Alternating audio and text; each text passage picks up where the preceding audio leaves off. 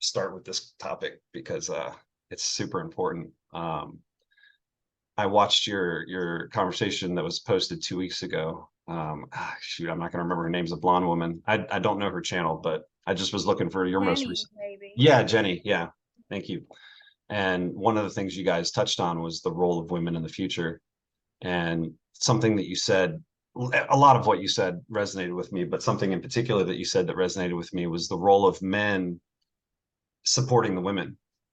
Right. And that's that's not really something that I've found in research other than ancient research like you have, that women were playing that role and men were playing more of a supportive role in the past, and then it sort of flipped over and the patriarchy has been ruling for a long time, but things are switching back now. And the way that you described how I don't want to paraphrase you, and I'll let you say it, but just the aspect of the role of men with a in support of a woman who's a woman of power, essentially. Yeah, And and alchemical. I call them alchemical women. yeah, It's and you probably know from what I've been sharing that it's absolutely nothing anywhere close to what gets promoted on the TikToks, yeah, Facebooks, and etc. Right? So when we talk about the role of women and the power of a woman, it has absolutely nothing to do with taking any kind of roles or stations in terms of some management or leadership of this role in that kind of patriarchal sense. It is absolutely a different arena that we are totally different ballpark that we're finding ourselves in. And um, you know we can talk about the ancient texts, etc., that are talking about it extensively, but I think we don't even have to go as far as that, because in our legends, in our mythology, in stories, in fairy tales that us as children, probably you guys as well, when we were told, if you really break them down a little bit, the echo is still there. So the back in the day, not that long ago, we had the witch hunts. We obviously the witches, the wise women, that's the meaning of the word witch. They were hunted down, they were burnt. Why? People say, oh, because of the knowledge they had. What was that knowledge? What was it that they knew? Was it what? Some herbal remedies? That's nothing. Okay, that's, you don't kill for that. yeah, What was it? Was it some kind of superpowers? Yeah, but what kind? This is the alchemy. And this is a wisdom, this is the knowledge that's been forgotten, it's been erased on purpose. And this is the return of that alchemical powers that I'm talking about. And this is something that needs to be awakened in a woman. This is not something that you can kind of meditate yourself into or read about and suddenly it happens for you. So the role of women, and probably this is the reason why women are so strongly right now on the agenda. If you look, I don't really watch the movies, but there seems to be this really big concentration right now on all those superhero character women, right? So and even when you look back 10-20 years ago, we have all those action movies where women are starting to take over, and that is very misleading. That is very it's clearly done on purpose, to kind of take our attention and take that natural energetic influx of certain new behaviors, but kind of lead them down the wrong path.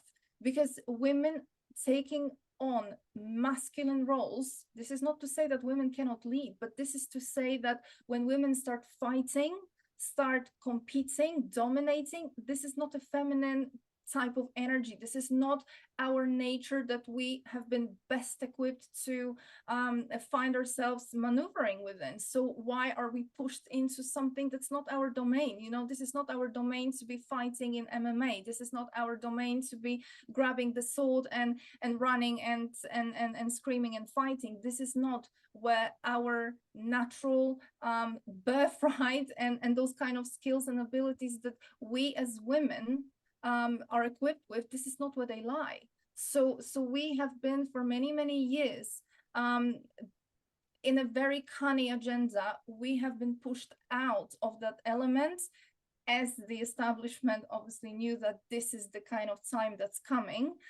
So let's prepare the ground for women to be as far away from that as possible. And here is the, yet again, a totally flipped concept of feminine power represented by women who are fighting with men, women who are competing, women who are dominant, women who are physically aggressive. Nothing of that is the kind of energy, the kind of power that a woman used to represent.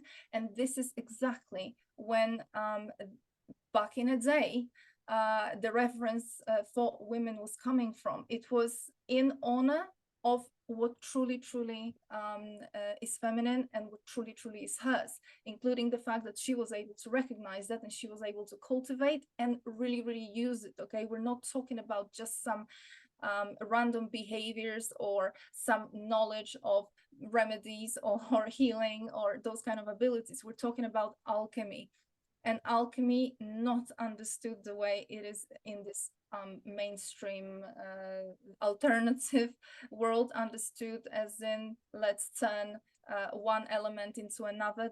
That's masculine alchemy, that's not feminine alchemy. It is the alchemy that is to do with literally the substances, the essences of our body, feminine, female body, not male body. This is why this is the kind of domain of women. And this is not to say that one gender is better than the other. We just have totally different roles. And of course, for a woman to be able to fully step into that, it would be nice for her to be safe, to feel supported in order to be able to step into those qualities. And that's where the man comes. So her stepping into those qualities, this alchemy is not sort of dependent on men being something, but it is definitely very desirable. It would be very nice, and it changes the whole cultural dynamic. What we are dealing right now with this whole notion of women being disrespected, women, look at the Instagram, right? Most women ascribe their value to the way they look, to the pictures. There is a lot of that kind of body image based this whole agenda, right? That you only mean something if you have this many followers, or if men find you attractive. That is just so beyond anything that where we came from and what the original, that true distribution where we were in power and men were in power. Right now we are both men and women pushed out from that healthy standpoint into those really distorted behaviors, and the alchemy is really trying to bring back that, I wouldn't even say balance, I would just say that original blueprint for both genders, where the men were men, they were the knights, the grail knights as I call them, and women were women, they were the ones, the high priestesses, as you wish. And by that I obviously don't mean any religious rites performed here, but they were the keepers of the gateways. They were the shamans. They were the ones that would have been connected to the subtle planes of this world, and they would have been able to weave the web of life, right? The women as the weavers of the web of life. That all of that is very nicely represented in mythology. It's represented in legends, in those stories. We just fail to literally see the forest through the trees, but it's there. Yeah. So that is right now returning. That old wisdom, that old alchemy, it is returning. It is kind of waking up in women. Women very often, they don't really know exactly what's going on, how they should even help this process, how they should facilitate that, what is it that they are even waking up to. Of course, all that is a little bit blurry, and men are right behind it, right? Kind of also not really knowing what their role should be, because obviously the programming dictates a man to be the hero, right? So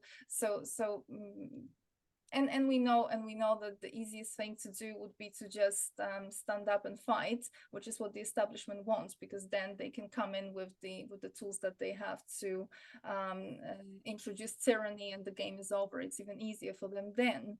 So we are really talking about kind of flipping the script here a little bit, but it's not as easy probably as it sounds. Yeah, thank you. I appreciate that. What you describe has been I started my awakening process in 2011, and I've been doing my best to follow what I perceive to be divine guidance. I think we all are doing our best on that road. And in that process, I became aware of exactly what you're talking about, not from something outside that I watched, but it was coming through me in messages, in meditation and in thoughts, whatever feelings. I got this strong, clear message that whatever's coming in the future, the women are going to be the ones that really bring forward the changes. And it was confusing to me at the time, because, and even still, not confusing so much now, but maybe perplexing a little bit, that there's not more women out there already on this awareness. It seems that there's more men in the research community that are aware of this than there are women like you trying to share this information up until this point. Now, granted, I just became aware of you a few months ago as a result of meeting Tony, and or rather my friend Neil originally, and then he turned me on to Tony and you. But I was struggling for a number of years. I feel like women are the ones that need to stand up and do something, not continue to, like you're saying, following the Instagram pattern and staying in the matrix and just not really embracing their power, and I've felt for a long time that I have an opportunity to work with women and men to help this progress, to move this in the direction that, will lead to this rebalancing. So it's only in this past year that I purposefully chose to stop dating and stop having any romantic relationships, because I recognized that I had darkness I needed to work out, and I wanted to figure that out before I started another relationship, because I was just finding problems each new relationship. It would just blow up, and it kept getting worse and worse. And so I was like, okay, I need to work this out and balance myself out before I attempt to start another relationship. And I had no idea that it was going to be more than 10 years, this process of being alone. If I had known that up front, I might not have agreed to that, Right, but you never know.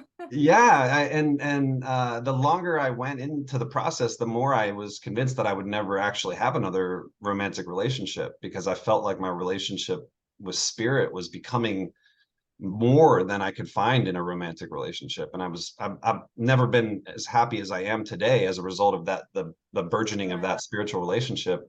And it just felt like the woman that I was always looking for is the feminine energy inside of me that's coming through me. And so at some point I realized, I'm still, every woman I meet, I'm still trying to figure out, is she the one? Is she the one? And so at some point I realized, if there is one woman out there for me, then every other woman I meet is not that woman. And so I need to flip over the equation and stop. Whenever I meet a new person, I need to stop saying, is this person the one? And say, this is probably not the one. Why else is this person in my life, this woman in my life? And develop that relationship in a more pure intention, and not have that kind of ego energy in there.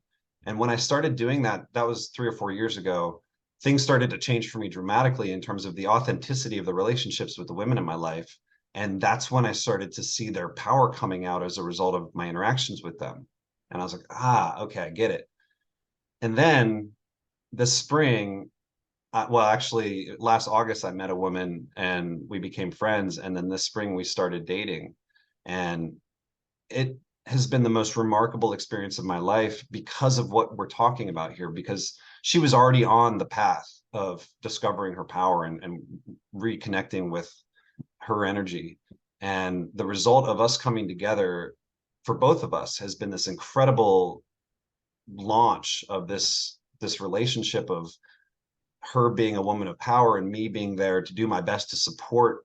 And I have my own things that I do with my life, but it's just such an amazing gift to be able to watch this woman burgeoning and stepping into her power. And I see this is what I've been seeing in my mind for all women in the future.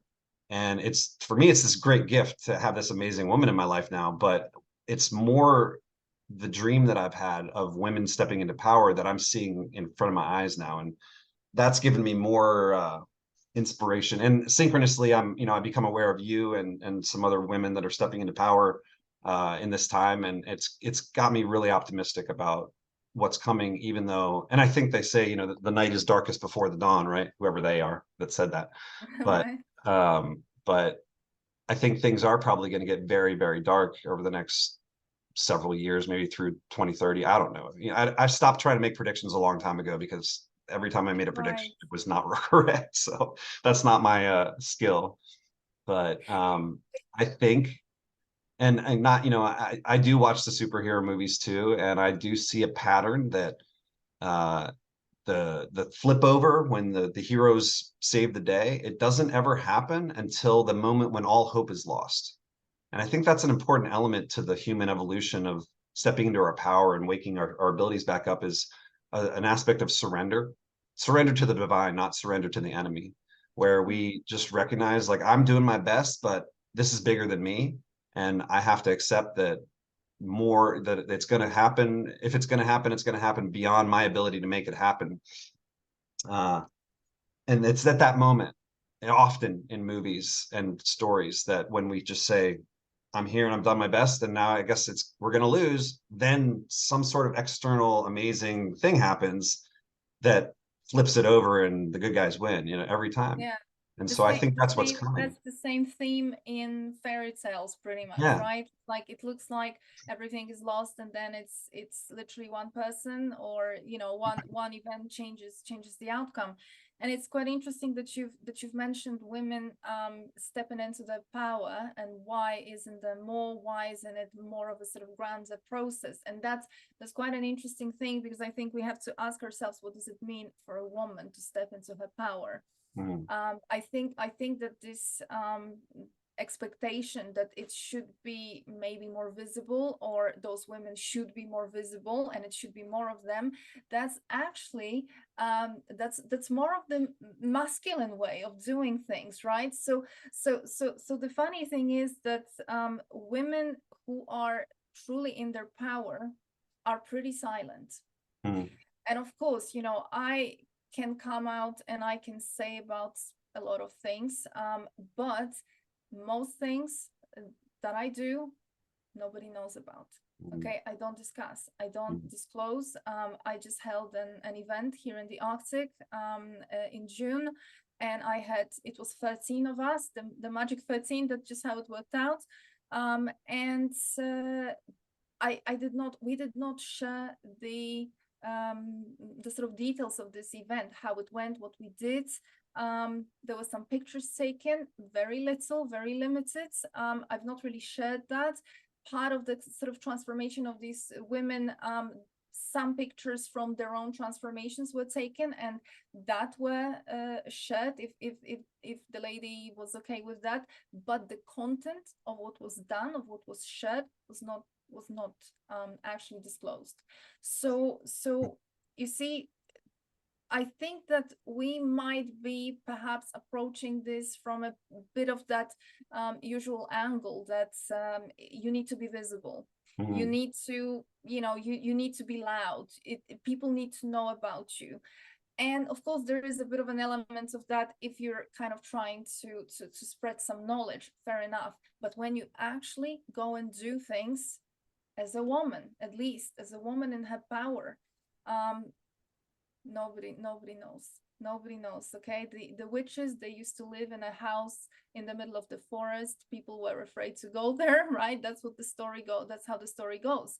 And back in the day, they were living alone, even though the times were tough for a woman who was alone. They were very often casted out of the society. People were scared of them, and they were fine. and they were able to live, they were able to survive, right? So what is it that they were doing, and what is it that they had access to? What is it, what kind of wisdom, knowledge, abilities they could unlock? What is it that exactly was available to them that they didn't need to shout about it, and they didn't need to be that kind of visible?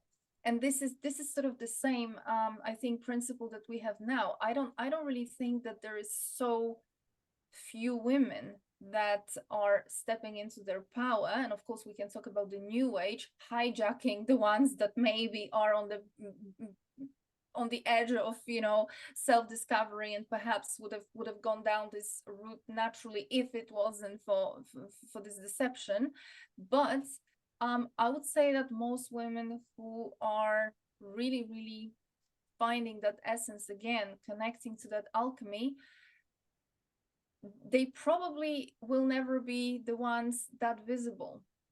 If they are visible, they will not be disclosing openly out to everybody what's, you know, how things are done and what is it that they are doing exactly, even out of respect for those teachings. So you see that there is an element that I can share and that I can draw attention to, but some things are left purely for one-on-one, purely for maybe an event. If a group wants to come, it's just us women, it's only few of us, and nobody will ever know what went on. Okay, so I wouldn't necessarily say that there are no women. Where are they? You know, that's more what Matrix would like us to be. They would like us to be back, right, visible, if not on Instagram for how we look, then here on the internet for what we do and how we are saving the world. That's not the way.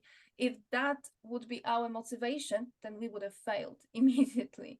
So I think that a lot of things are happening, but in the background, which is exactly how women, the witches, the, you know, the wise women, this is exactly how women always operated.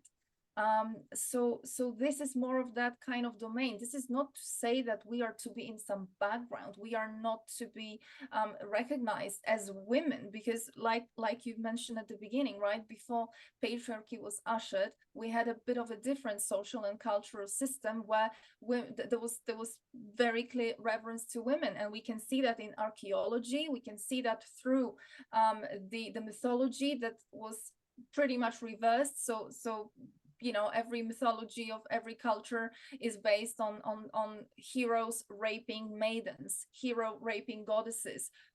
What's up with that, right? So what was before? Well, before was the time where women's true power was recognized, was cultivated, and it was fully recognized, it was fully honored.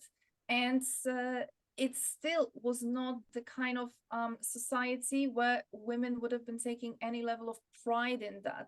So right now, for example, you know, a lot of women, there's this cult, especially in the new age, this cult of goddesses, right? So there's this whole return of the Mary Magdalena, everybody worshipping Mary Magdalena, Mother Mary, or whatever, Isis, etc., etc. This is such a misunderstanding on the whole concept, because these women, these goddesses, they would never want any woman to be kind of putting herself in any level of hierarchy towards them. The whole point has always been of these teachings to recognize that divinity within ourselves, to activate that alchemy within ourselves and perform it on an equal basis, not in any kind of, again, another worship and another form of cult, etc. That's never been the point of these teachings. So to be honest with you, when I see all these people jumping on researching the Gnostic texts, trying to dissect them and decipher, etc., that's not necessary. We already know the answers. Why can't you go back to the feminine line? You don't have to sit there with the scholars and the academic and dissect it into, you know, letters and words, because that's not where the meaning is. So every text has several levels where certain information are coded. One of them is alchemy.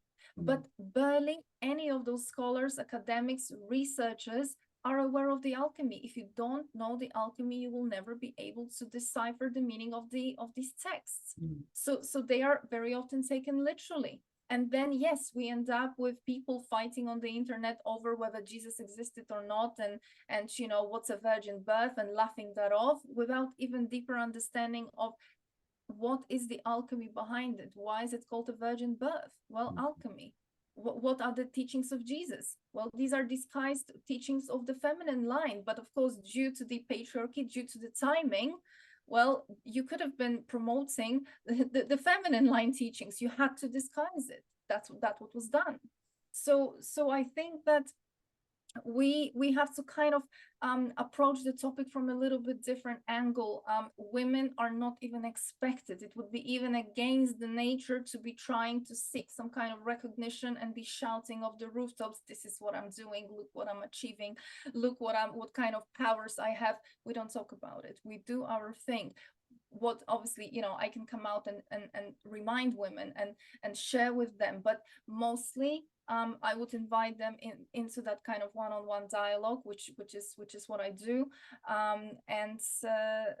or when we have events, or I would encourage them even through conversations like this one, conversations that I had with a variety of different hosts over time, where I just try to do as much as I can to let women trust themselves enough to reconnect with the true essence, because that's really what we're talking about here. Of course that it is a little bit more complicated than that, a little bit more than that, but I think this is the starting point. Let's stop listening to what we are fed from the outside, which is New Age. Okay, none of the concept from New Age is something that you really were born with. This is all something that you were told.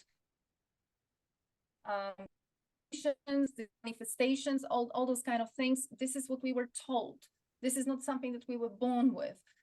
So yeah, let's stop listening to the outside influences, and that's the empowerment that goes to women. And of course, you know, I can share a bit of context mythologically, or in terms of legends, even in terms of the sort of current events. You probably aware that I also well, I studied the astrology, but not in a context of this being the greatest thing on earth, but in a context of knowing what the hell is going on with the construct here, which astrology is obviously one of the languages, the mathematical representation of the code that's been used to literally program this experience that we have. This is the programming that goes on onto our into our mind. The third eye receives the programming, and even in that context, so obviously when we look at those grander events, the cosmic events, very popular right now, the age of Aquarius, right? Everybody's talking about age of Aquarius. What is the age of Aquarius? Well, first of all, the Aquarius is not a man. So the man as it is represented, a man holding a pitcher, pouring the water of life, that is not a correct interpretation or a correct representation. It's not a man, it's a woman. It's a woman pouring water of life. Mythologically, that would have been Hebe. But we could also see a parallel to Mary Magdalene. So Mary Magdalene, the alchemical woman pouring the water of life, she's represented in that way, either holding the chalice or pouring in a lot of artwork. A lot of artwork throughout the churches, a lot of sculptures where she's holding the chalice.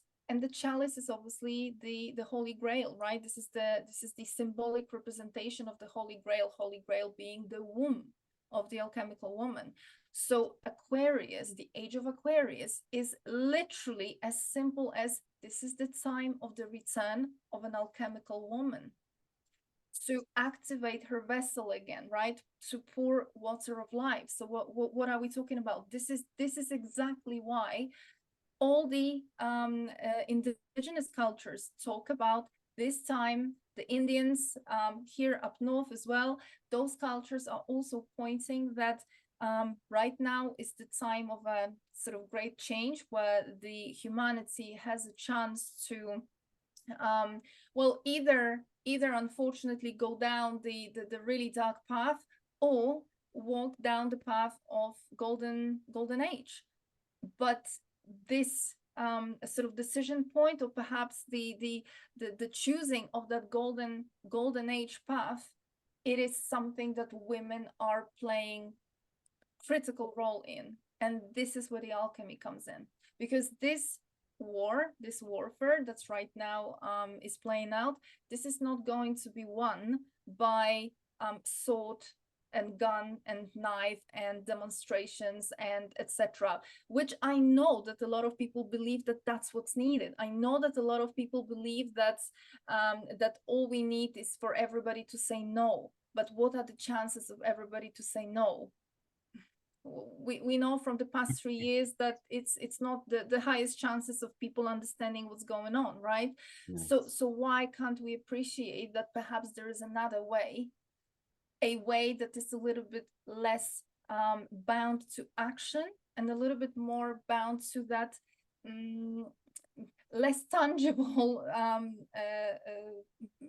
activities, right? And this is where women come in with the alchemy. So we're operating on a totally different level, and I explain that when I speak to women, when I during our events. This is pretty much what was the whole point, the whole topic of that event, to remind women how what is it that we are capable of doing. And you see, we obviously know that women and everybody accepts that women give birth to children, right? That's what we think, that's what we know, that's what we believe is the only thing that the woman can give birth to. But in the alchemical teachings, giving birth to a child is just a little part of the abilities of this sort of the whole spectrum of alchemical capabilities of a woman. So if she is the vessel, right, that holds the Holy Grail, the awakened womb, the alchemical womb, that is able to give birth to things, as in to materialize certain things, energies, then what else are we able to do? This is exactly this is the quintessence of the alchemy, of the feminine alchemy.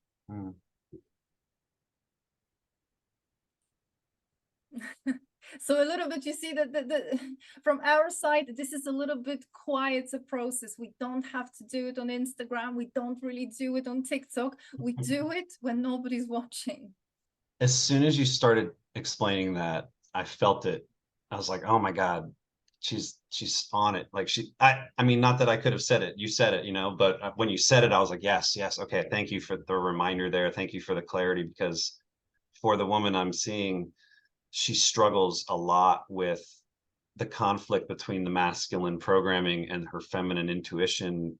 Right. Her feminine intuition in this time is saying, slow down, slow down, slow down. Yeah. Take care of your family, take care of your home, take care of the little things. And she's like, but I gotta, the masculine side of her, I gotta make money, and I gotta get the message out. I gotta help people, you know, and it's like this constant awareness that she has, that I love, that she's so aware of this, that she's, her ego and her mind are trying to get her out of what you're describing, and spirit and her, you know, her true awareness of her power and herself are giving her an opposite message, and she knows it's true, and she knows that when she aligns with that she feels peaceful, strong, content, aware, you know, and it's the opposite when she allows the ego to pull her out of that, and she just starts to get, you know, stressed out as a result. Yeah, and you know, I think that what we need to kind of remember here, as not just as women, but just if that's of any consolation for her or for anybody, is that like we mentioned before, right? In all those stories, in all those fairy tales, it kind of seems like everything is really going to shit, and it's really not much hope. And then something happens, which very often is not the clearest information what just happened, but things get kind of things the sort of the balance tips over, right? And the ending is positive. What happens? Well, perhaps what happens is not something that somebody is going to be given a recognition for, right? Not something that we are going to be recognized as a hero for. Perhaps this is why in those stories, in those fairy tales, there's always a little girl or a silly boy or a silly girl who does something, and that is the game changer. So I would say that probably the quieter, and this is not to say do nothing, sit back and do nothing, okay? This is very important, because we are also brainwashed by New Age to believe that a woman just should be, meaning what? Sit and do nothing. No, alchemy is very, very particular. There are things that we do. You cannot birth anything without actually knowing what you're doing. So things are very, very clear within alchemy. Don't get me wrong, but the point is that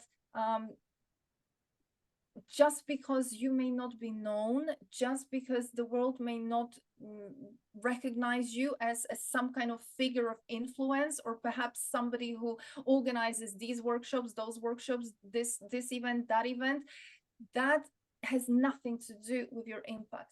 Zero. So I would even say that probably women that have the most impact, you would never hear about them. You will never know about them. And even if you know about them, they will never openly speak what they do. They might talk about the alchemy, they might give you some clues, they might guide other women, but they will never disclose, and they will never try to take credit for what specifically they have done. Never. I wouldn't dare sharing that.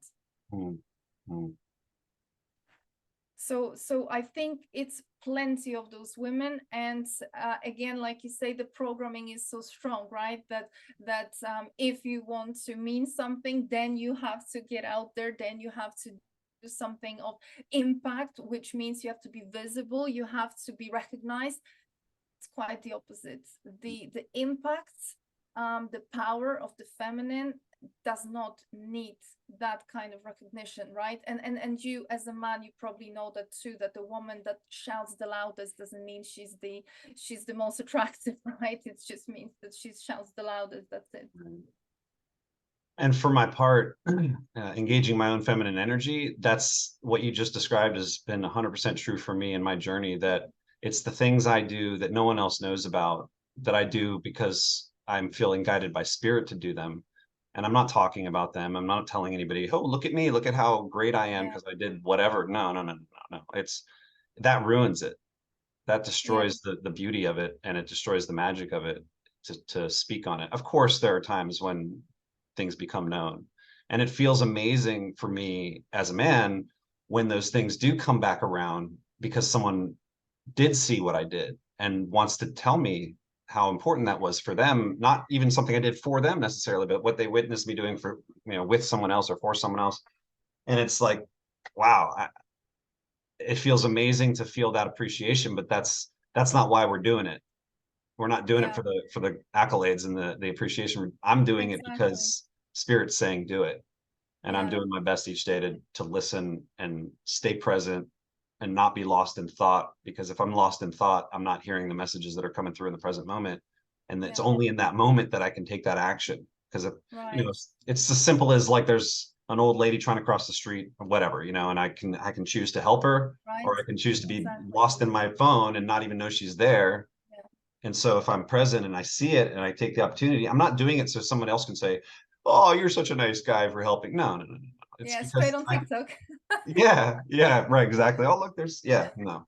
And I appreciate your perspective on social media, because that was something that back in 2016 I realized this is before I understood that this is like part of and I hadn't done enough research on social media at the time to understand how nefarious it really is.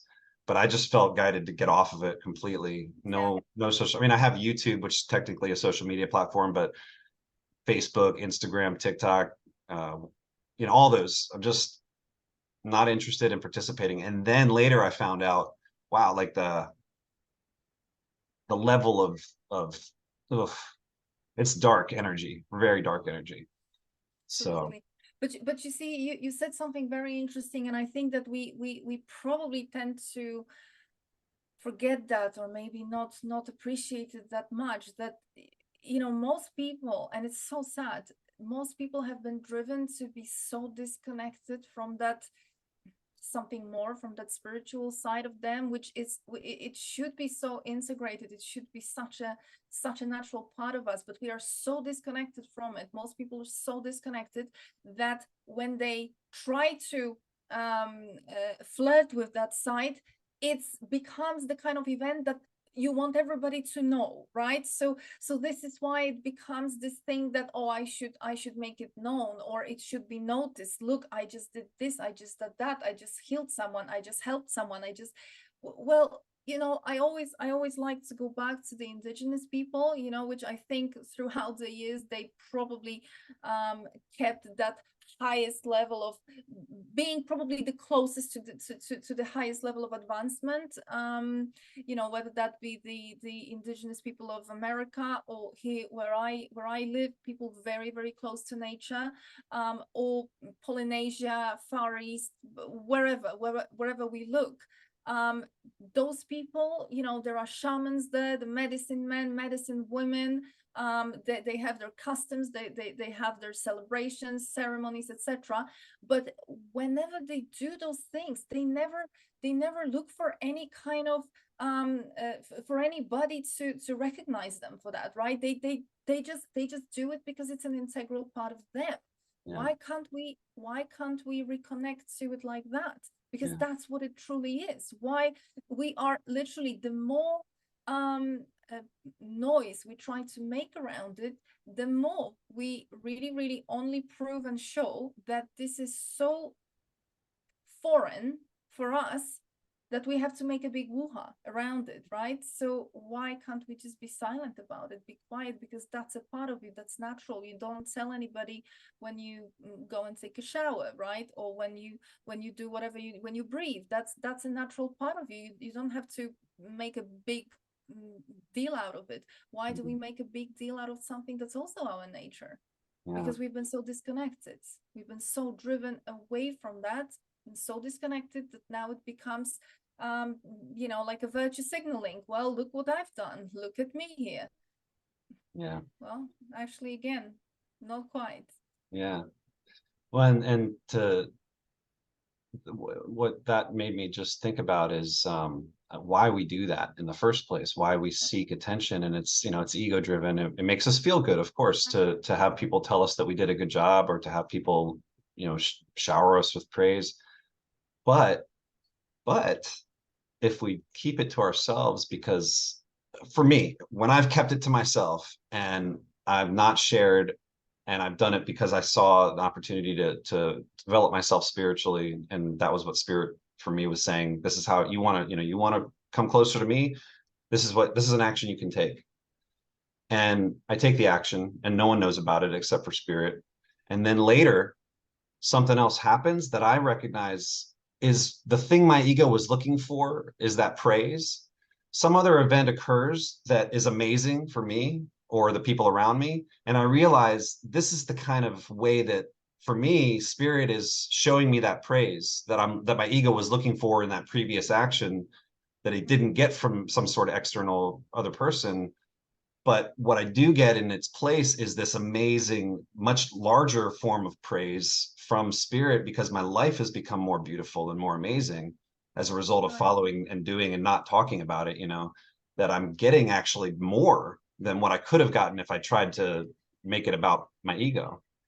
So that's an important, for me, it's been an important aspect of the journey, because it's given me the strength to keep going with this path, to know that the rewards that my ego is seeking in the short term are far greater in the long term than what I could ever manifest for myself in the short term, as a result of just staying humble and continuing to Yeah. do what I can.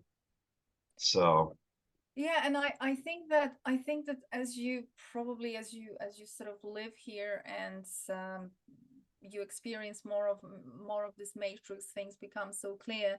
I think that there comes a moment, which is pretty much what the ancients and the indigenous try to tell us, that this life is not so much about developing. There is not so much that we need to develop. It's what we need to peel off, what we need to kind of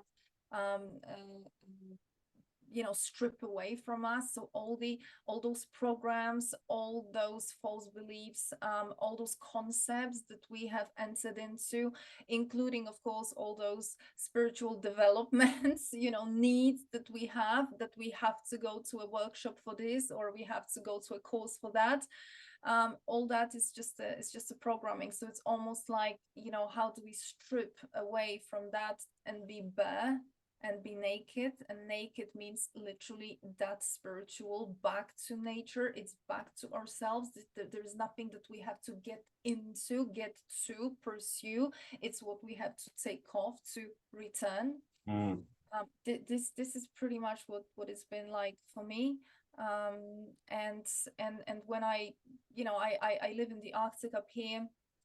I've never been in any place that has such an amazing energy as this place. And honestly, I've been a little bit around here and there, places that get a really good marketing in terms of the kind of spiritual context, and I've not felt that kind of energy there. I feel it here. And those people, the indigenous people of the north of this region, the Sami, it's a different life. It's a life very close to nature, and the spirituality that they pursue is not an outer spirituality. They don't organize workshops for personal development. They just live. A lot of them are there is this reindeer herding that they most of them, and this is what they work with, but that's because of the region, right? But of course there is shamanism, which has been present for thousands and thousands of years in every culture, and that is really us, being able to see more in this world, being able to see and live in that symbiosis with nature. I lived in England for several years in the past. I lived in the south of Norway for some years before moving up here, and it wasn't until I moved up here that I really witnessed and felt what does it truly mean to live in a magical place where people, the legends, they still live. These are not just legends. The fairy tales, not just fairy tales, but you have to experience this. And again, not so much that we talk about. We obviously can invite people can come and feel it for themselves. But again, it's the simplicity of life. It's not the courses. Nobody's going to any courses here. Nobody going to any workshops around here. It's a little bit different, I think, approach. I think in the West, we are, because people are so disconnected, we think that we need all those tools, all those teachings to be able to achieve something that's actually deep inside of us to begin with. Yeah, for me it's been a connection with the Maya and their culture and learning their system that has helped me connect with, for my part. I live in San Diego, so I'm right in the middle of the concrete jungle. But more and more, my life has been about simplifying, disconnecting, more time out in nature, more time studying the old ways, just like you, just to reconnect with. And a different way I've read what you said, I don't remember where I read it, but they say, we're not learning anything new in this lifetime. We're remembering things that we've forgotten. Exactly. So yeah, peeling away the programs so that we have an opportunity to remember what's already there. Yeah. It's beautiful. And it's so simple. And it doesn't have, like you said, it doesn't have anything to do with big acts, big things that people do, like, oh, that was such an amazing no, it's just simple every day, just showing up and doing doing the work of being a human, Yeah. and surviving and Yeah, doing our best for chop wood, ourselves. carry water, right? Yeah, yeah. Chop wood, carry water. This is exactly what I when I speak to the women, to the ladies that are interested in exploring a little bit more. I specifically tell them that this is, I'm not gonna give you any initiation. This is ridiculous to even think that this is how it's done. There is no meditation to take to suddenly find yourself being an alchemical woman. It is the chop wood, carry water. It is how you live. It is how you carry yourself. Because when you sort of start respecting yourself, start expecting that respect from the outer world, when you live in a certain way with yourself, when you make certain choices, when you choose yourself, etc., including your sort of outer world and your inner world, they reach some level of harmony, which starts being represented by your literally inner world in terms of your energetic field, in terms of your the sort of hormonal side of things, in terms of your certain substances that the body produces, which are necessary for the alchemical processes. The alchemy that I'm talking about is the result of certain processes inside of the woman's body. But for alchemy to happen, those substances and the potency, okay, the potency of those substances, of those essences, needs to be there. And it's not there if a woman is not living according to certain let's say principles of self-love, of self-respect, etc., etc., fully respecting the temple of her body, fully respecting the monthly blood, and shouldn't be even monthly, but that's another story. But things that have become a taboo are actually at the crux, at these are the fundamentals of what I'm talking about. So I'm just kind of guiding women and helping them reconnect back to what the essentials are. But yeah, it is as simple as that. And then we do not need any kind of meditations. We don't need any special rituals or anything like that for things to work. Because just as a woman, it's pretty natural thing, right, for us to get pregnant. We don't have to meditate on it. We don't have to say any affirmations in order for that to happen. If the conditions are there, it happens.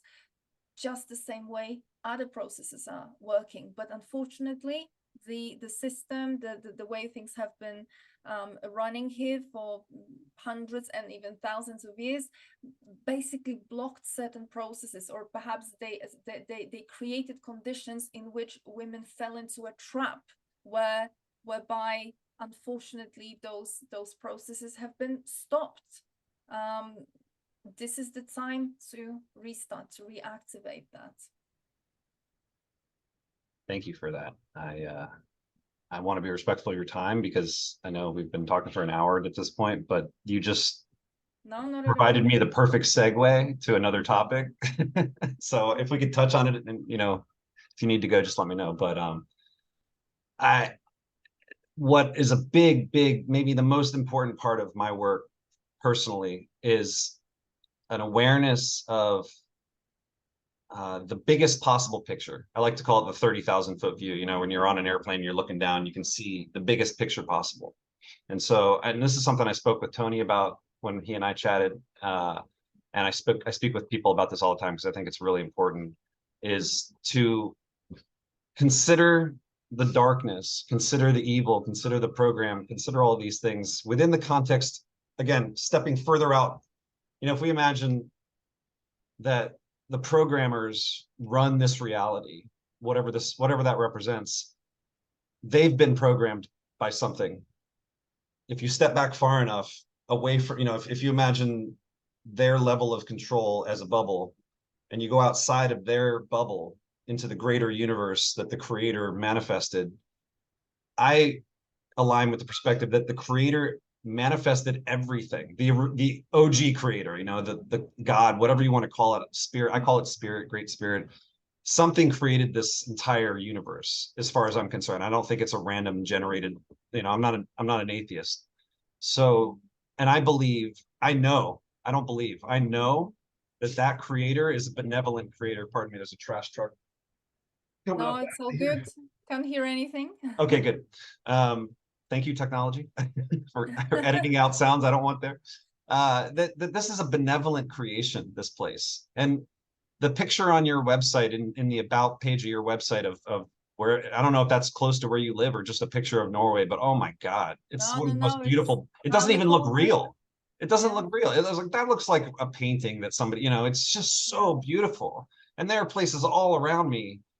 Even just looking around inside my apartment, I can choose to see the amazing beauty that's around me, that is part of this creation, that is part of this program that we're living in, this matrix. It can be seen as hell, but it also can equally be seen as heaven, in existing in the same place at the same time.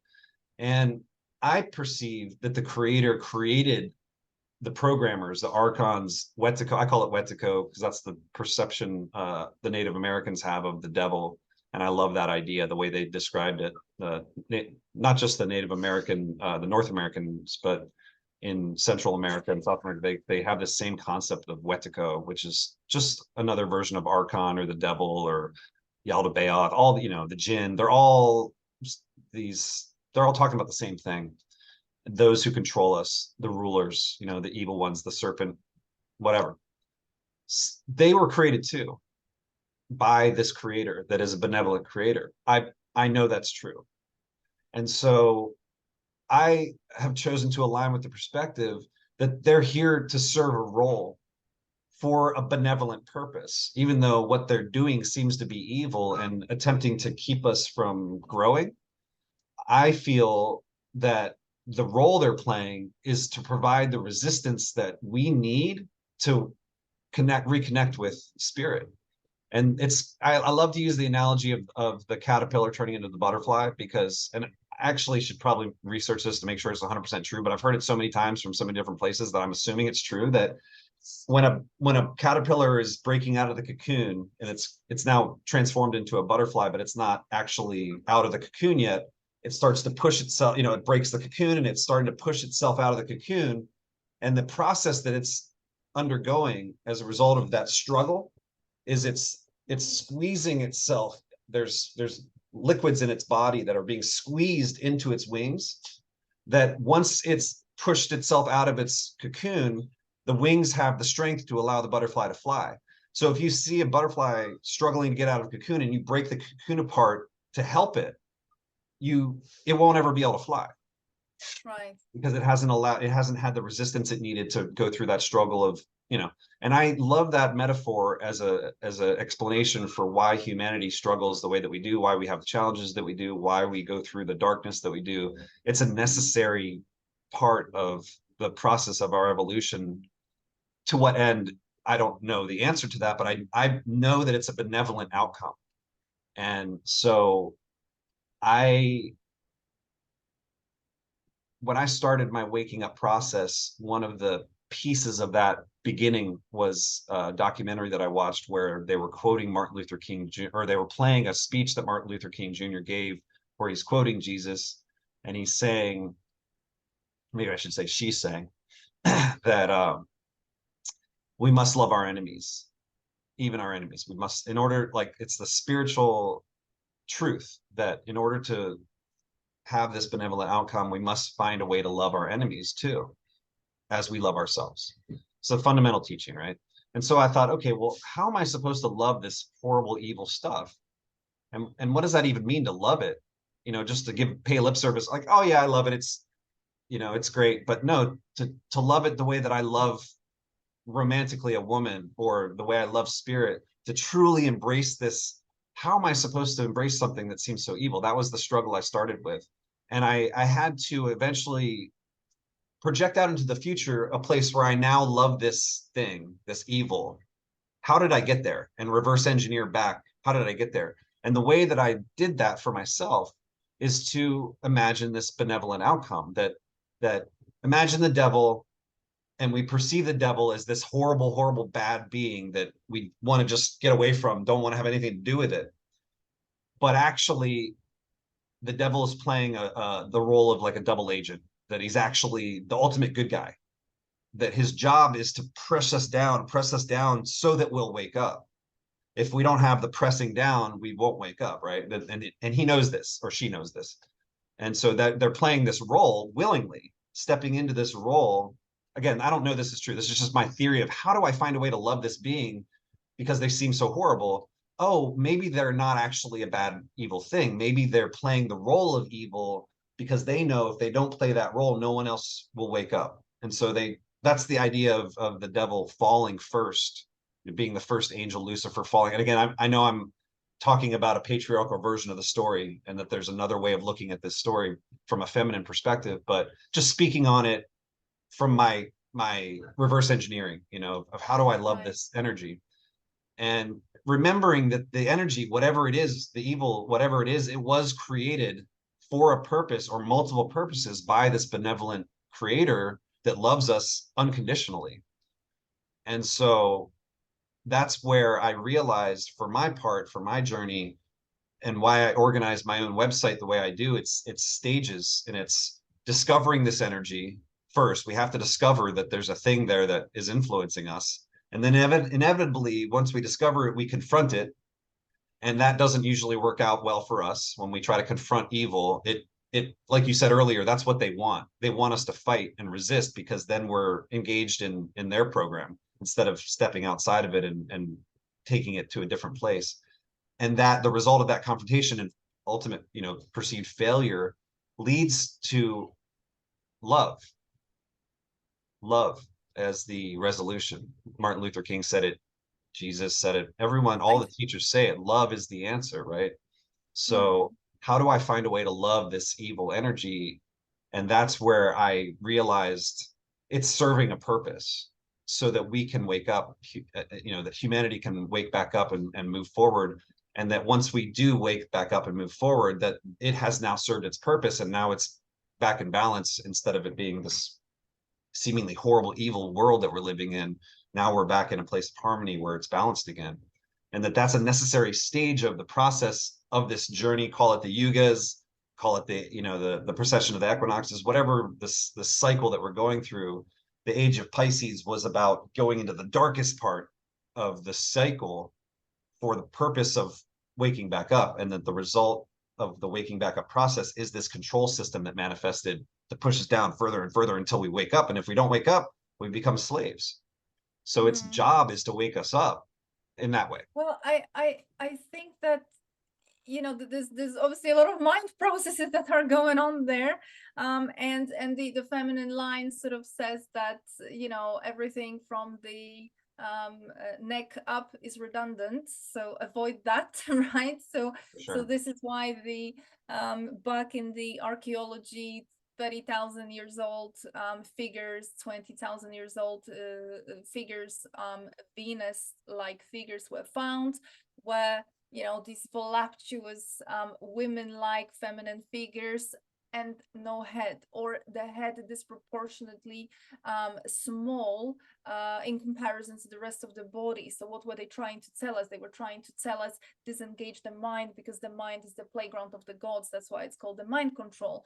Yeah. So the kind of the feminine teachings, the feminine line teachings, tell us a story whereby those controllers, the ones that are sort of in charge of this game like construct, the reason why this evil has been even created, and this dominance and this aggression, is because those very controllers, so whether we call them the reptilians, the Anunnaki, because obviously there were multiple races that were involved over time, but what lies at the root of the problem was disconnection of the male from the feminine. not from their feminine energy. Okay, this is not, I don't like to me, when we start talking about masculine energy, feminine energy, we kind of, this is the shaky ground, just one step away from the new age. Okay, I like to call it the women, the men, the females, the males, because obviously we're dealing with different races as well. So we at some point, or they witness disconnection from the men, the males, from their females. So very, very clear in Enuma Elish, very, very clear in the Gnostic texts, very clear in variety of other texts, that moment where the masculine gods, the gods, fake gods, decide that they don't need women, they don't need the females of their own race, that they can mimic the same processes, the same the alchemy. Basically, they can mimic the alchemy.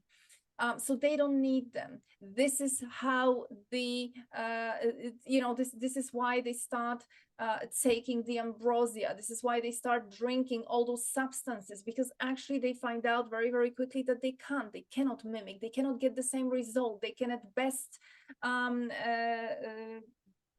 maybe impersonate a little bit, but never get the same result. So in those teachings, the root of the evil, or the root of the reason why we are in the situation that we are, is the disconnect, is the sort of disconnect of the males of that race from the mother, right? Because the creation is feminine.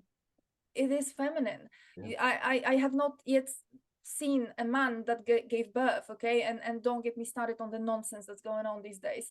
But men don't give birth, women do. So creation, anything that could have been created, would have come from a feminine source. And this is not to say that anybody is better or worse, this is just to say this is how it is. Okay, this is what it is.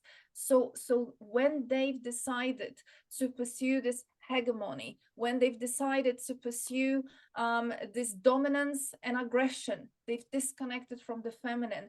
That get filtered down into in this world, our world, into obviously men and women, and then we have the patriarchy, rise of patriarchy.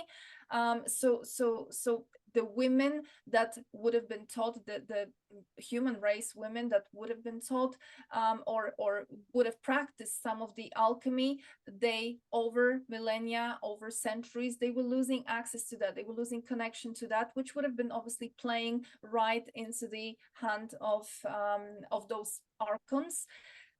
So to me, on the question, like, how do you love the oppressors? How do you love this evil? Well, a loving mother doesn't really have such a tough problem comprehending that issue, because mother's love is unconditional.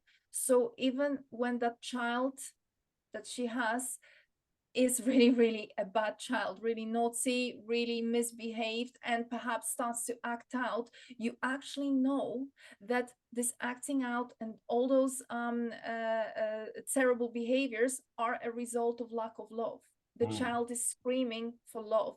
And that's even, me and you, we just had that conversation before, that we both have cats, and probably people have animals and they can relate as well. But one of my cats, it's a 8 months old kitten, and he's just the cutest, the sweetest, but he's so used to me giving him attention, spending time with him, loving him, kissing him, holding him, that sometimes there are days where I'm just a little bit more busy.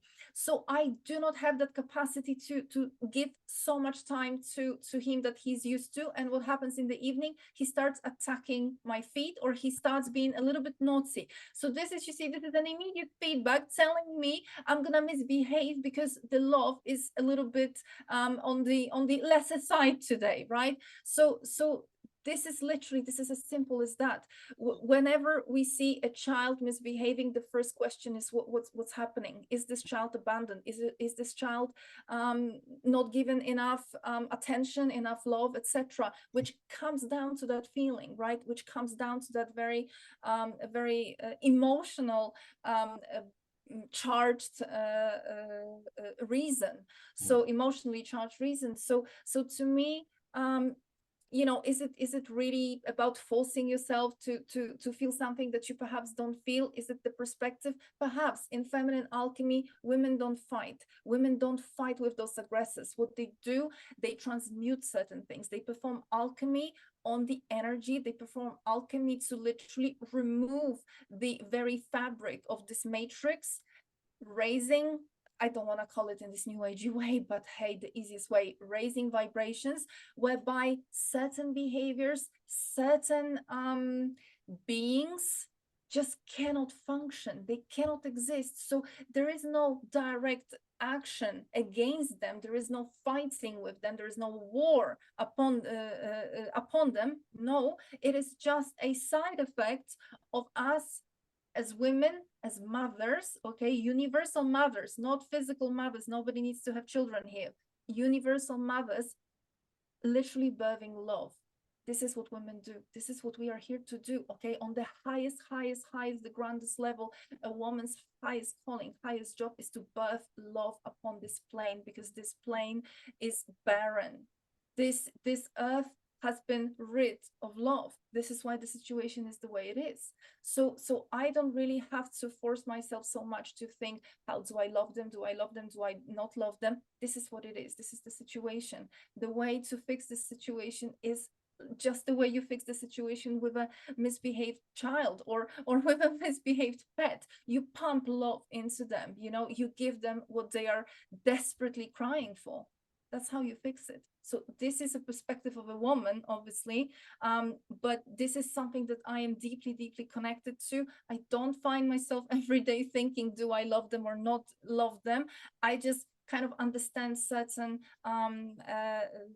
dependencies, certain relationships, right? That I just know that if this earth plane, if this reality was full of love as it was intended, we wouldn't be in this situation. That's beautiful. Thank you. Yeah. I use my mind to explain it for sure, but I feel it the same way you're describing it. I don't have to sit there and think about how do I love this? I know I just feel it or I don't feel it, right? Like you can't force your heart to love something. It either loves something or it doesn't. Yeah. And so putting it in the context of my own life, I look back on what I perceive to be the bad choices I've made, the struggles that I've gone through that where I've not been proud of myself for the choices that I've made. And I look back on those choices and recognize those are lessons that I've learned. And I can either judge myself negatively or I can love myself for the progress that I'm making. And in doing so, I'm showing love to that former version of myself instead of saying, ugh, I hate that guy. I can say, I love that guy for who he was at the time, because he's the guy that was working on whatever he was working on at that time, that's becoming this person that I am now, that I'm doing my best to become in the future. And it's through that self-love, and that filters out in my actions with others, especially those that I see are deep in the matrix. And they, like you just said, that they're reacting and responding to the programming because they've got a deep lack of unconditional love, whether they have love in their life in the form of, romance or friends or family or whatever. It's not the same as unconditional love. Exactly.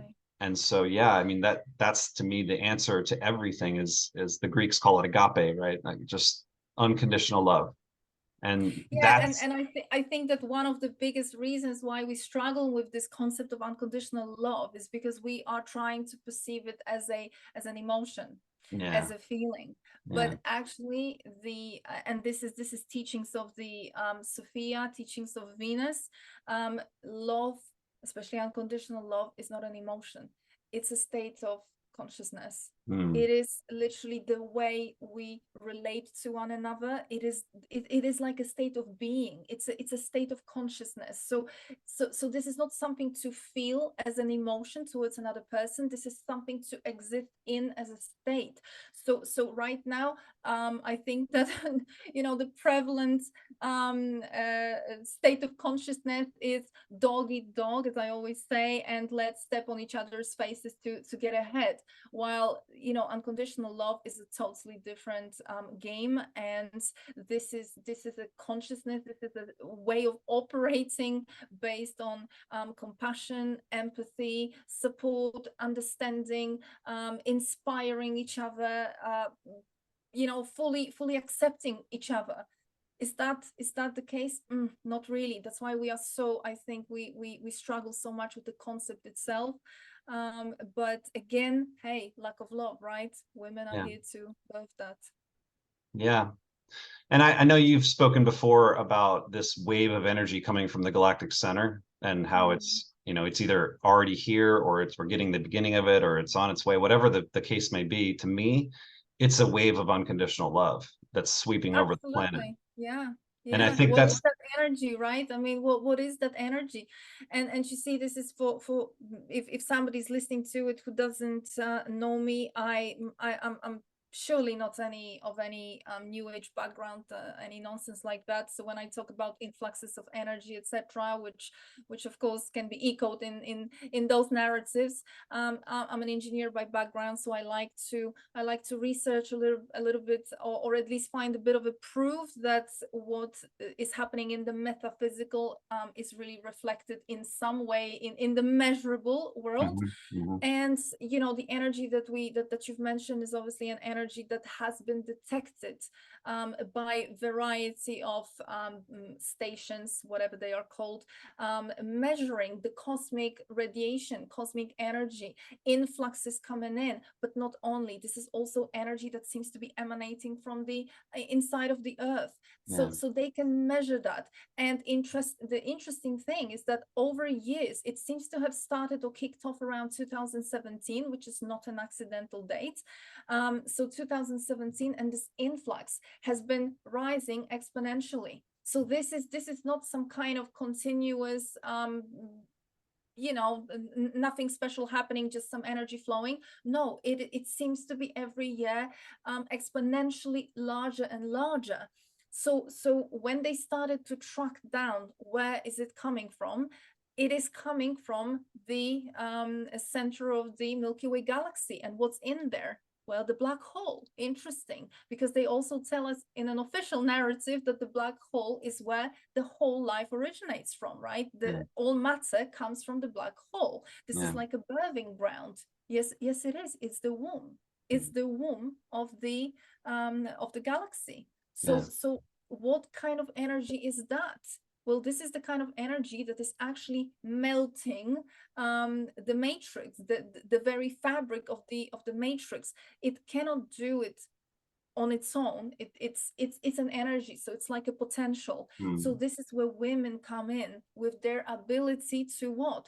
To grasp an energy and materialize it into a form in this plane, which is what we do when we give birth to children, right? We grab the soul and we give it a vessel, and we create a life within our beautiful holy grail. So what else can that be used for? Exactly that. And how? Well, this is the alchemy. So this is precisely the energy that you're talking about. Of course, this is the energy of love, but the energy is an energy. We need to find a way to literally bring it and anchor it into this reality, and that's where women come in. so awesome. I love it. It's amazing. It's exciting. I absolutely love, you know, I love to talk about it, and I really love to connect to men and women. And I think that men, especially men, have been a little bit sort of on the back foot with these things, because they don't really understand what is their role, what should they be doing, and they perhaps feel a little bit redundant, because in the context of these teachings, it seems like there is no action for them to take. There is no sword to pick up, there is no fight to be fought, right? Well, actually, not really, just because that is not perhaps the case, which is what men have been trained to do for centuries, right? If not millennia. Well, the men should be remembering their true essence. that essence of that healthy male energy, if you like, that healthy man who stands by the woman, who defends, who is able to create the right space for a woman to step into what she came here to do. So you are the defenders. You are the ones. Nobody needs to guide us because we know what we need to do. It's not about guiding, okay, full of TikTok nonsense. No, this is about standing by us, defending, creating the right space, giving us the love, giving us the support, the understanding, creating the right conditions for a woman to feel fully free, fully able to step and to deliver what she came here to do. This is her highest calling. Women who are present right now on earth, this is the highest calling for them. So yes, please, this is absolutely a very, very important role, because most of those women are very often alone, very often unsupported, with very often men getting in the way rather than helping out, right? So the role is great, especially in the context of the unfolding events. You know, the matrix, however you want to call them, they are not exactly backing down. They will be trying to pull every trick up their sleeve to counteract. They know that they cannot really stop this energy. They cannot stop these changes. So what they will be doing, what they are trying to do, they are trying to go after the women. They are trying to go after the men, to start questioning who we even are, right? Flipping our genders and all this kind of nonsense. They're trying to interfere with our genetic code, because obviously those codes, this energy that's coming in, well, it needs to be anchored within our bodies. So when you start messing with our genetic code, with our DNA, you are making it a little bit more difficult for that energy to be able to integrate. So hey, why have we had the vaccines campaigns, right? Why are we getting constantly sprayed with some nonsense? Why are we being poisoned? All that part of the agenda. But you see, it's when you really look at the fairy tales, at the legends, like you said before, it gets the darkest right before the dawn. So it gets the most intense and the most ridiculous right before the breakthrough. So I would kind of, in a way, take it as maybe not an encouragement, but at least a testimony to the fact that I think we're doing something right already. I agree 100%. And that's where I'll go back to suggesting that love for this system is an opportunity, not a requirement, because would we have the ability to do this without the resistance? You know, would we wake up? Would we step back into these awarenesses if we didn't have something trying to take it away from us? One thing that I feel that for these 10 years I was alone, I was being prepared for this opportunity to stand with this woman. And I had to work very hard and be tested significantly and fail and succeed and fail and succeed until I was strong enough to have this position. And it's a gift and it's an honor to stand in this space. And as soon as the relationship started, she started poking holes in all kinds of stuff that I align with, to determine what's legit and what's nonsense, right? And I love that, because I haven't had anyone other than spirit to kind of bounce these things off of, other than just friends and stuff. But it's never more powerful than when you're invested in a romantic relationship with someone that you want to build a future with, that you got to know, are they going to be able to stand with you, or are they just a bunch of hot air, you know? And so it's been helpful to me in that regard, because she's showing me how strong I actually am by pushing me and stretching me and testing, not intentionally, but just by the nature of the merging of two ideologies and two lives and all of that. And it's again, it just makes me feel like, it makes me feel love for the system, because I feel like they're doing everything they can to suppress us, and they're pulling out all the stops, and they've got plenty more games to throw at us, and yet it's not working, and they know it's not working. And if they know it's not gonna work, then why are they even doing it? Well, Right. they don't really know that it's not gonna work, because they, you see, what's happening right now, if you look through the Sumerian tablets, when you actually get to them, it's very difficult. This is not the first rodeo. Okay, this has been done before. This played out in Orion. So this is not the first time. But because they are disconnected from that, well, I will call it the feminine, right? They are disconnected from that divine spark. Even their memory is literally, they just task oriented. They focus on the doing, they focus on what they have to do, and the strategizing. They focus on the mind. They are disconnected, so it's like they are in that preservation mode. They trying to fight till the last moment for themselves. So I don't think this is we kind of comparing ourselves and our processing and thought ability and feeling and assumptions and intuition with something that is absent of any of those qualities. So they are just very task oriented. They do not have that feelings developed to any kind of capacity which is close to ours. So yeah, for us a lot of things don't make sense. And even when you look at the last 3 years, a lot of things, there were a lot of mistakes made that were embarrassing. They were ridiculous mistakes. Yeah, a lot of it was obviously a thought through campaign, but sometimes they just made ridiculous mistakes. It was embarrassing. And of course a lot of us might be arguing that it was on purpose because they're just laughing in our faces. And yet of course they are laughing in our faces, but by the same token, they know exactly what kind of energies are coming, and they are terrified. They're terrified because they cannot stop them. The best they can do is to shift our attention away, or make it in some way impossible for us to participate in this process by again shifting attention, or doing all sorts of other things that they have been trying to pull. But by the same token, where are we now? Do we have the vax passports? Not really. Are we vaccinated 50 times? Not really. So is it really working that well? And what they have is technology. They have technology and they have rituals. They have magic, because they don't have alchemy again, so they have magic.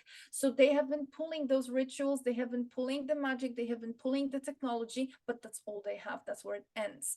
What they will never have is what we have, which is that divine spark, that connection, which we still have.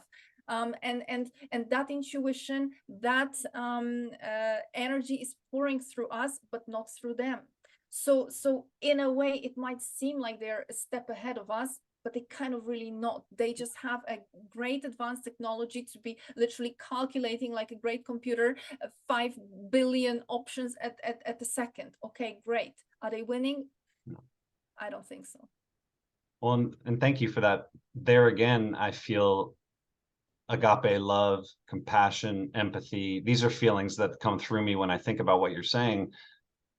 I don't feel anger towards them. I don't feel hatred towards them. I feel sad that they don't have the connection, and I want them to have the connection because I know what it feels like, and they deserve it too. Every life in the universe deserves the connection to spirit, to agape. It's a birthright. And so the fact that they don't have it, or they've lost it, or maybe they never had it, I don't know. Or maybe it was a choice, like I said, earlier about the idea of the devil being the first angel and recognizing the need for the fall. There was a choice made way back at the beginning to disconnect for the purpose of the whole process leading to the reconnection. And in that way, man, what a lonely position to be in for all of eternity, to not be connected, knowing that there is a connection, but choosing to disconnect for the purpose of true agape love at the end of the story. I don't know if that's true, but these are my ways to do my best to show love to things that I think that my mind thinks are despicable and horrible. My heart says, no. Shh, just love. Yeah. Right. Yeah. And I think, for probably many of those things, we will never have definite answers. Is it like this? Is it like that? You know, is it part of the game? Is it not? You know, are they on purpose putting pressure because without it we wouldn't be able to do this or that? Well, you know, we used to have golden age here and no pressure was applied and people were thriving even better than now. So is that really necessary? I would argue that not really. But this is the case. Okay, this is the situation. This is what it is. So as it happens, we have a bit of a precedence in history in many thousand, even 10,000, 100,000 of years, where certain things are aligning, certain cycles, grand cycles are aligning, giving us the opportunity, literally the cosmic support and the support from this plane to be able to finally lift up from this slavery, from this situation. So to dissolve this matrix, because I think a lot of people are asking a lot of questions about how to get out of the matrix, how to escape the matrix. You don't have to escape the matrix. If women can do what they have been designed to do, what we have been born to do, then this matrix will be dissolved. There is no need to be escaping and exiting the matrix. This matrix can be dissolved. It is literally a question of birthing certain energies into this plane, which will literally I don't want to call it destroy because it sounds really negative, but they will disperse or they will ensure that the other side just doesn't have the conditions to function here, to even exist here. It's simple as that, and that is something that we can find reflected in prophecies, what we can find reflected in indigenous teachings, the prophecy of the rainbow warriors, the Hopi prophecy, obviously, the teachings of the north, from the north, the Sami people also talking about women being the ones, and the old knowledge coming back, in a sort of new capacity. So pretty much every story, and of course the Cathars pointing to this time through their teachings, and the great sign in the sky 2017 that even the Vatican admitted. I mean, there's no denying. Okay, when you know where to look, there's no denying, and we're right in the midst of it, and I think we are doing fine. So I would absolutely love to connect to even more women, and even if I am not able to connect, then for more women to stop listening to anything of the outside, just literally throw away everything that they think they know and just start listening to the, not even here, but to the womb. Love it. Yeah, right. It's not the worst of circumstances. I think we have, if we truly believe and remember who we are. I feel very strongly that we were birthed into this lifetime to witness and participate in this amazing shift that's going on. And I don't know if it'll happen to a point before we pass on that we'll be able to see it in a manifested way. It might be a process that takes longer than our lifetimes, right? When I first started waking up, I was just like, oh, it's going to happen next year, you know, and then it's, oh, no, didn't happen that. That's why I stopped making predictions, because it's like I was just getting frustrated that it wasn't happening fast enough. But then I realized, like, no, there's no hurry. There's no time here. This is, everything that's happening is so beautiful. There's more beautiful stuff happening around the world every day than we could possibly be aware of. And yeah, it seems like, because of the agenda being 2030 and 2045, as long as I don't have any accidents or anything, I should be around in this lifetime to see these things transpire and to see this whole thing play out. And I feel very strongly that this lifetime was, you know, that I had a chance to come into this lifetime for this purpose and participated in and witness it, because it's going to be looked back on as a time that, just like we have these amazing histories of things that happened in the past that we still remember, this time Hummingbird just flew up to confirm that you know, that this is an amazing time. And conversations like this are, to me, the ultimate proof, you know, that you're on the other side of the planet for me, whatever type of planet we're living on. I don't know, but you're not close by. Maybe I'm in the center, right? Who You could knows? be very close to the center. I Yeah. might be on top of the world or in the center, one way or another. Either way, it's a beautiful place you live, and it's very Right. far away from San Diego, and yet here we are. Time and space have been eliminated, and we have this opportunity to share, and that is to me the best proof. Absolutely. So Absolutely. And some people up here, they say that what shift is there yet to come? It's all here. It's already here. Where do you subscribe? Where do you subscribe? Do you subscribe to that? Do you continue to watch that? Do you continue to pursue that, or do you subscribe to this? And I know that for people who perhaps are more again minds-based, they might be saying, well, hold on a minute, what, you don't have a passport? When you travel, you don't need a passport? What, are you flying on a flying carpet or something? No, I'm not. But you have to understand that certain things are really, really happening energetically. And this is not a new age speaking here. I mean it. There are things happening in variety of locations. And again, I'm not talking about any moon circles, I'm talking about women who are silently doing what they came here to do and creating certain conditions, weaving sort of different reality into this plane. And I certainly have been able to feel some of that, witness some of that, and it is really not just a story. Yeah, no, it's the original story playing Right. over and over again. Right. Yeah. Oh man, I have so many other things I want to talk to you about, but I know this is probably a good place to stop. But yeah, I'm pretty sure that if well, if there's anybody out there that's was able to make it with us up until this moment, then absolute hero. But I would love to come back. And this time I promise that I will not be that difficult like the first time around. So well, karmically, you just let's guaranteed that behave. it will. Let's behave. Karmically, you just guaranteed that it will be that way now, because you said it won't be. Oh, well, there you go, right? I'm just Well, kidding. hopefully not, because I think it took us 6 weeks or something to finally land this. So yeah, I would definitely love to come back. It's Good. been an absolute pleasure chatting. And it just warms my heart to see a man who is so aware, so open, and so connected to a woman, and speaks about a woman in this way and fully sees her. It's not just a blessing, it's a breath of fresh air.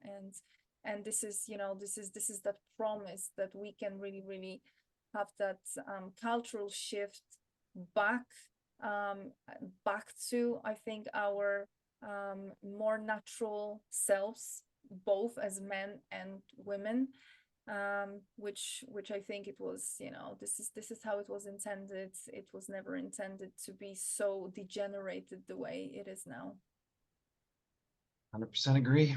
And thank you for that compliment. Like I said, I feel like this immense honor to be in the position that I'm in, and for having gone through the experiences I went through over the past 12 years, just to have the opportunity to be here in this time, knowing that where I'm headed and potentially where we're headed, as a couple and the world as a species, like, holy cow, it's going to be amazing. And it might be hard. It will be hard for sure, but it's going to be amazing. And yeah, it's incredible. Yeah, I believe, in that magic. I believe in alchemy most of all. So Yeah, me too. Me too. Thank you so amazing. much, Ola. It's an absolute Thank you. pleasure. And I look forward to talking to you again Likewise. soon. Likewise, wonderful, Patrick. Thank you so much for inviting me. And I would love an opportunity again to chat a bit. And thank you so much for today. Thank you. I appreciate it. Have a wonderful day or night, I guess, there. Close to a night, but hey, still a day through the night. Yeah, you don't So have much, not much dark in the summertime in the Arctic, huh? no, no. Well, we're getting there. I think we have now started to get a little bit of darkness at night, but you kind of have to wait it out till the very late hours. But yeah, we've enjoyed 3 months, 4 months of 24/7 light, which is my favorite time, especially when it's sunny. So beautiful, amazing experience, and I really recommend that everybody should experience that. What's the midnight sun, just as well as the in the winter, what it's like to have the sun for max 2-3 hours a day. It's a totally different vibe. It's a totally different climate. You know, that there's more of that kind of feeling of hibernation, Mhm. and you know, that comes with its own rights and its own feelings. So Yeah, powerful. beautiful. Yeah. All right, my friend. Have a wonderful rest of your night day. Thank you so much. I'll You talk to you too. Have a soon. good day. Thank you Okay. very much. I appreciate Take it. care. Bye. Bye.